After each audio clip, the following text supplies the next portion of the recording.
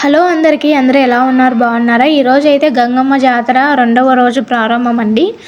ఈరోజు పొంగుబాలు యాగం అనేసి ఒక కార్యక్రమం చేశారు. ఉదయం 9 గంటలకు పుట్టమన్ను తెచ్చి పొయ్యి గుండ్లు వేసి గుడి ముందర అమ్మవారి ముందర అవి పొయ్యి పెట్టి ఊరంతా పాలు బియ్యం సేకరించి పరమాన్నం చేశారనమాట. కుండను పూజించి ఇదంతా వీళ్ళు మొదలు పెడతారు 9 గంటలకి. ఒక 4 వ్యక్తులు ఉపవాసం ఉండి వేడి వేడి పరమాన్నాన్ని తీసి అక్కడ భక్తులకు అందరికి పంచుతారు.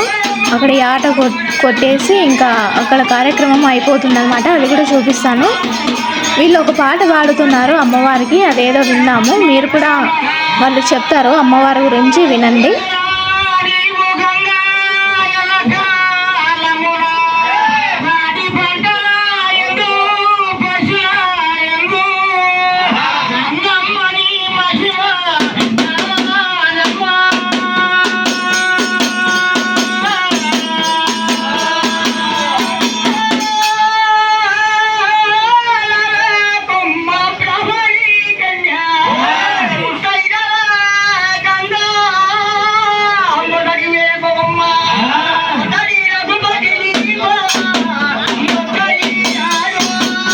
ఏం చేసింది?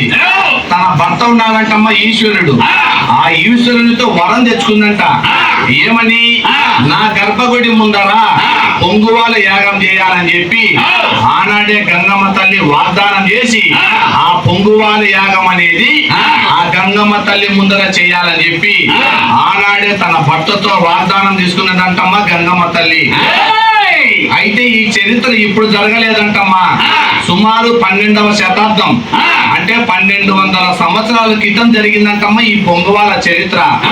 ఎవరు చేసే వాళ్ళంటే ఆనాటి కాలంలోనే ఘనమైన రెడ్లంటమ్మా. ఘనమైన రెడ్లు చేసే వాళ్ళంటమ్మా పొంగువాల యాగం. ఎవరు ఆ యొక్క ఘనమైన రెడ్లు? అక్కడ